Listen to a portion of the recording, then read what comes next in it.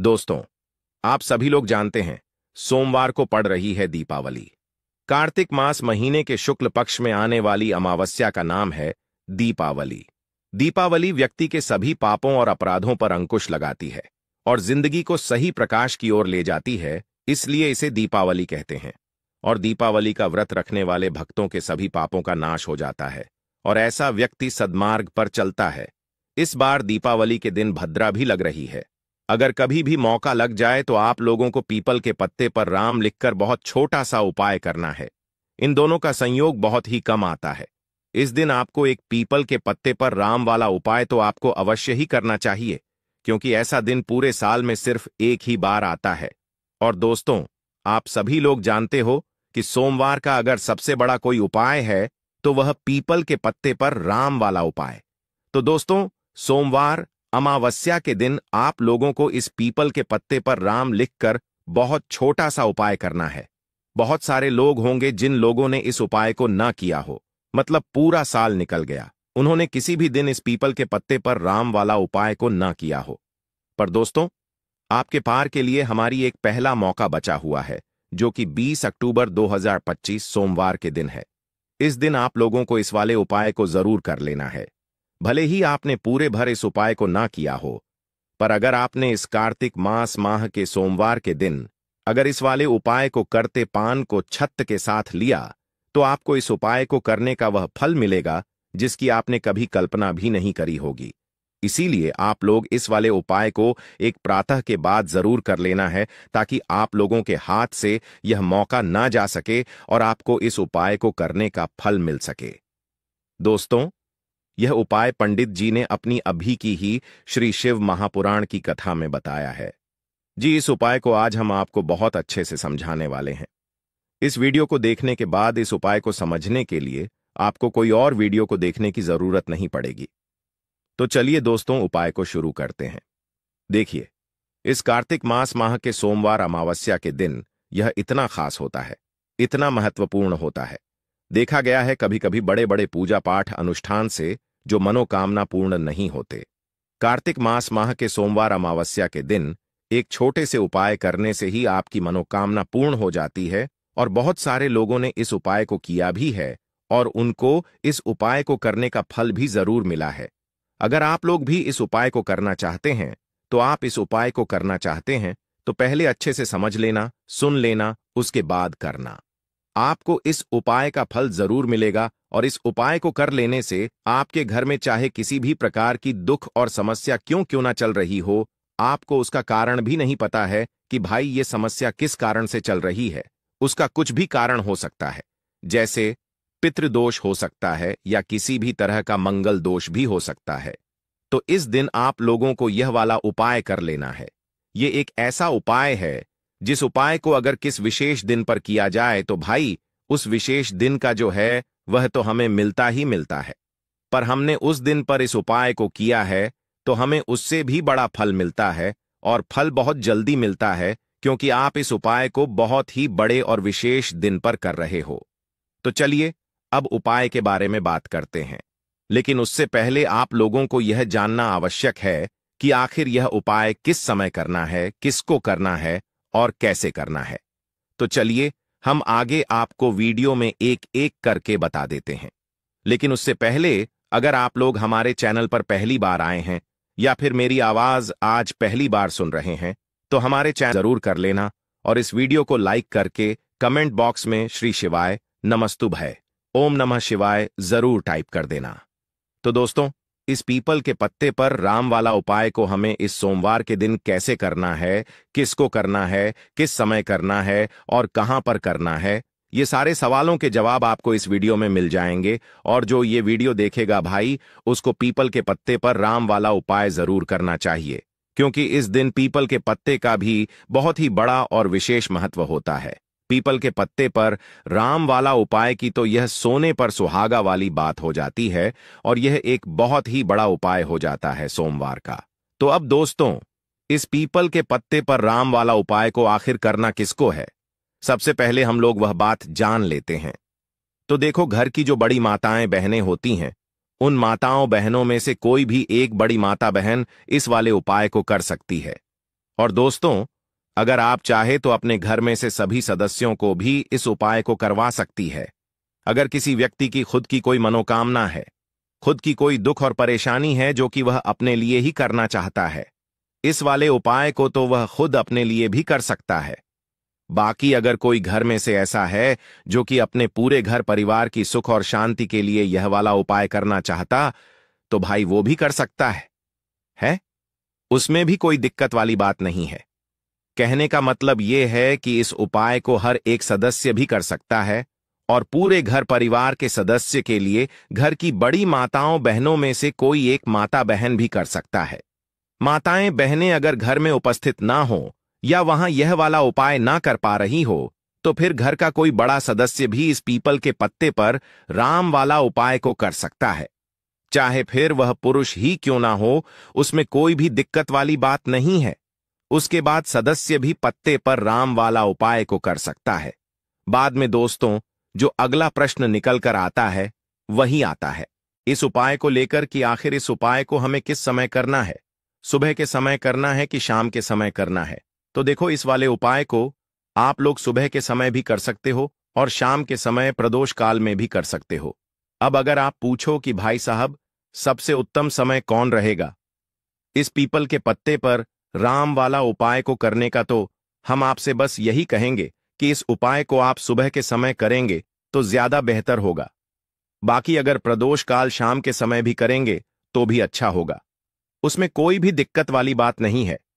तो अब दोस्तों, जो अगली सबसे बड़ी और महत्वपूर्ण बात आती है वह यह आती है कि सुबह अगर हम उपाय को करेंगे तो हमें कितने बजे से लेकर कितने बजे तक के बीच में करना है, और शाम के समय प्रदोष काल में करेंगे तो हमें कितने बजे से लेकर कितने बजे के बीच में करना है। तो देखो, सुबह जितनी जल्दी हो सके आप उपाय को करने की कोशिश करना। बाकी अगर किसी कारणवश लेट भी हो जाओ, थोड़ी देर भी हो आए, तो 10 या 110 बजे तक भी आप उपाय कर लेना, पर 12:00 बजे से ज्यादा देरी ना हो। ठीक है, इस बात का ध्यान रखना। उसके बाद में दोस्तों, अगर शाम के समय प्रदोष काल की बात करें, प्रदोष काल का जो समय होता है वह शाम के 6:00 बजे से शुरू हो जाता है। मतलब शाम के 6:00 बजे से लेकर 7:00 बजे के बीच का जो समय होता है, यह समय प्रदोष काल का समय होता है। तो आप इस उपाय को 7 या 80 बजे के बीच में भी कर सकते हो। मतलब शाम के 6:00 बजे से रात 8:00 बजे के बीच में आप कभी भी इस वाले उपाय को कर सकते हो। उसमें कोई भी दिक्कत वाली बात नहीं है। हमें किसी भी दिन आपको पीपल के पत्ते पर राम लिखकर बहुत छोटा सा उपाय करना है। ऐसा समझ लीजिए, जितने भी आपके शत्रु हैं, जो भी आपके विरोधी हैं, दुश्मन हैं, जो आपको हर तरफ से परेशान कर रहे हैं, अब उन शत्रुओं की अकड़ निकलेगी। शत्रु का किया कराया भी तुरंत हट जाएगा जब सोमवार में आप इस छोटे से उपाय को करेंगे। तो देखिए, आज की वीडियो विशेषकर उन लोगों के लिए ही है जो अपने जीवन में शत्रुओं से और दुश्मन से बहुत ज्यादा परेशान हो चुके हैं। देखिए, जगत जननी मां जगदम्बा का हम सोमवार में पूजन करते हैं और उनसे जुड़े हुए उपाय करते हैं। साथ ही साथ आपको बता दें कि सोमवार में संकट मोचन हनुमान जी का पूजन करने से और उनसे जुड़े हुए कुछ उपाय करने से जीवन के बड़े से बड़े कष्ट भी क्षण भर में दूर हो जाते हैं। तब बहुत कम समय में आपके शत्रु और आपके विरोधी आपके जीवन से दूर हो जाएंगे। आपके दुश्मन लाख कोशिश करने के बाद भी आपका बाल भी बांका नहीं कर पाएंगे, अगर आप सोमवार में इस परेशानों के जीवन के पात्र की बीच न छोटे से उपाय को कर लेते हैं। अब देखिए, आज का जो समय है ये कलयुग का समय है, और कलयुग के एकमात्र देवता जो अपने भक्तों के जीवन से सारे कष्टों को दूर कर देते हैं वह स्वयं है संकट मोचन हनुमान जी। और संकट मोचन हनुमान जी का पूजन अगर आप सोमवार में करते हैं और उनसे जुड़ा हुआ यह छोटा सा उपाय अगर आप सोमवार में किसी भी दिन कर लेते हैं, तो ऐसा समझ लीजिए, आपके जो शत्रु हैं, आपके जो विरोधी, आपके जो दुश्मन हैं, ये किसी भी तरह से आपको परेशान करने का प्रयास कर लें। आपका बाल भी नहीं है, अब कर परिवार के जो आपका बाल भी नहीं है, आपके जो नाक और आपका हर भी नाक और आप पाएंगे। दूसरी चीज, अगर आपके शत्रु ने आपके ऊपर कोई भी तंत्र मंत्र करवा रखा है, कोई भी जादू टोना, कोई भी ब्लैक मैजिक आपके ऊपर करवा दिया है या करवाने का प्रयास कर रहे हैं, ऐसा समझ लीजिए वो किया कराया आप तक पहुंचेगा ही नहीं। और अगर आप तक पहुंचेगा, आपके बाद करते गया है कोई भी ब्लैक मैजिक तुरंत हट जाएगा। जब आप इस छोटे से उपाय को सोमवार में करेंगे। देखिए, उपाय का रहेंगे छोटा है, लेकिन बहुत महादिव्य चमत्कारी है। मतलब उपाय को करने में ना तो आपका ज्यादा समय जाएगा, ना ही इसमें आपके ज्यादा पैसे लगने वाले हैं। और ऐसा समझ लीजिए कि एक बार ही अगर आपने इस उपाय को सोमवार में कर लिया तो इसका महादिव्य चमत्कार आप खुद देख लेंगे। तो सोमवार के जो 9 दिन होते हैं, यह बहुत ही सिद्ध दिन होते हैं। मतलब सोमवार के दिनों में 9 माता रानी हमारे घरों में आती हैं, अपने भक्तों के जीवन से कष्टों को दूर करती हैं। साथ ही साथ आपको बता दें कि सोमवार के टाइम पर जब भी आप संकट मोचन हनुमान जी के उपाय करते हैं तो मां दुर्गा की आपको असीम और विशेष कृपा मिलती है। मां दुर्गा आपसे बहुत जल्दी प्रसन्न होती है और आपके सारे संकटों को वह दूर कर देती है। तो पीपल के पत्ते में और पीपल के पेड़ में होता है। देवी देवताओं का वास पीपल के पेड़ में श्री हरि विष्णु साक्षात मां लक्ष्मी वास करती हैं। पीपल के देव में हमारे पितरों का वास होता है। पीपल का जो पेड़ होता है, इसका पूजन करने से शनिदेव की कृपा, उनका आशीर्वाद मिलता है। और पीपल का पत्ता जो है, इसका उपाय सोमवार में करने से व्यक्ति के जीवन से बड़े संकट और कष्ट दूर हो जाते हैं, जिसमें कि शत्रु और आपके दुश्मन जो हैं, यह पूरी तरह परास्त हो जाएंगे, चारों खाने चित्त हो जाएंगे और कभी भी आपका कुछ नहीं बिगाड़ पाएंगे। अगर यह उपाय आप करते हैं तो देखिए, यह उपाय स्त्रियां भी कर सकती हैं, पुरुष भी कर सकते हैं। किसी भी दिन आप करते हैं, इस उपाय को कर सकते हैं। ठीक है ना? इसमें दिन आपको नहीं देखना है कि किस दिन करें। जिस दिन आप चाहा उस दिन इस उपाय को आप कर सकते हैं। तो सोमवार के दिन आपको पीपल का पत्ता तोड़ना नहीं है। उससे एक दिन पहले ही तोड़कर आप पीपल का पत्ता ले आए, या गिरा हुआ जो पत्ता होता है पीपल का, वो आप ले लें। ठीक है ना? बस इस चीज का आपको ध्यान रखना है कि सोमवार के दिन पीपल के पेड़ से कोई भी पत्ता हम नहीं तोड़ते।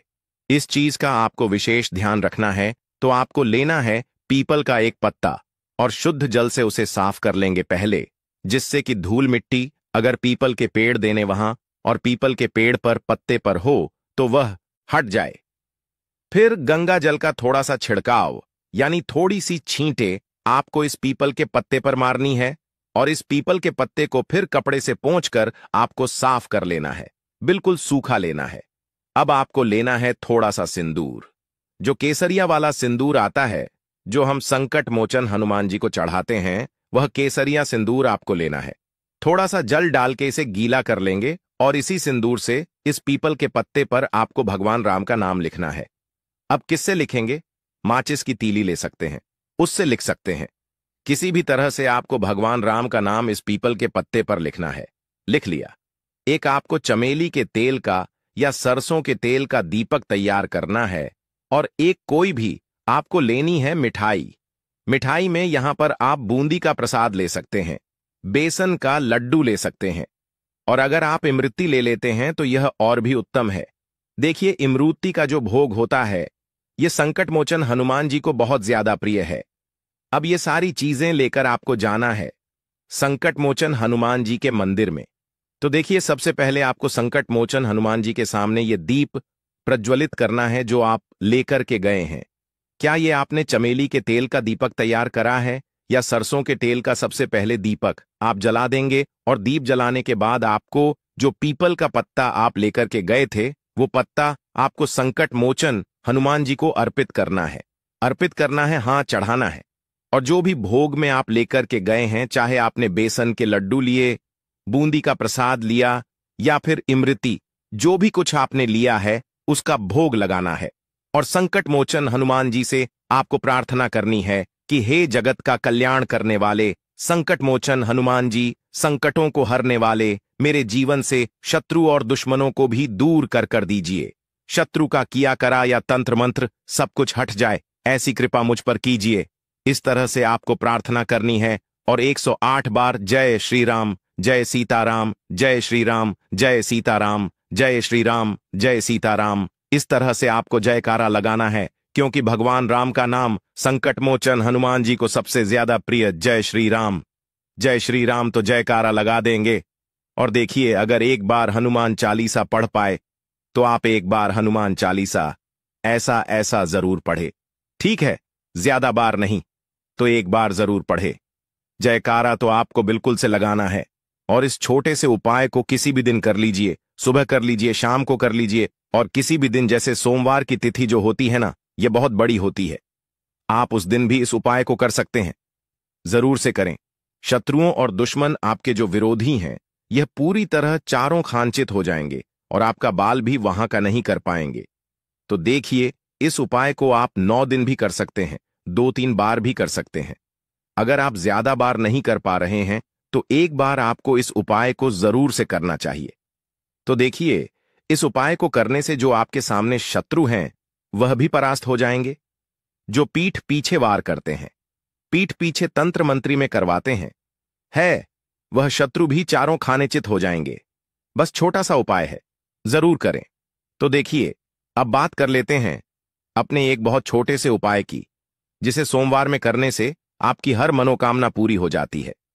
यह उपाय आप अपने घर पर ही कर सकते हैं, कहीं जाने की आवश्यकता नहीं है। कोई भी ऐसी विश जो बहुत लंबे समय से अधूरी है, पूरी नहीं हो रही है, या धन को लेकर आप बहुत परेशान हैं, या घर में संकट कष्ट बहुत आते हैं, बीमारियां बहुत आती हैं, तो एक लाल पुष्प जैसे कि गुलाब का फूल भी लाल होता है, आप जरूर से अपने घर के मंदिर में मां दुर्गा को अर्पित करें और एक देसी घी का दीपक लाल आती का जलाकर मां का पूजन करें। सोमवार में अगर लाल रंग से जुड़ा हुआ यह उपाय आप करते हैं, आपकी सारी मनोरथ, सारी मनोकामनाएं मां पूरा कर देंगी, क्योंकि लाल रंग मां दुर्गा को बहुत प्रिय है। लाल पुष्प और लाल रंग की बाती का दीपक आपकी बड़ी से बड़ी मनोकामना को भी पूरा कर देगा। सोमवार में यह उपाय आप किसी भी दिन कर सकते हैं।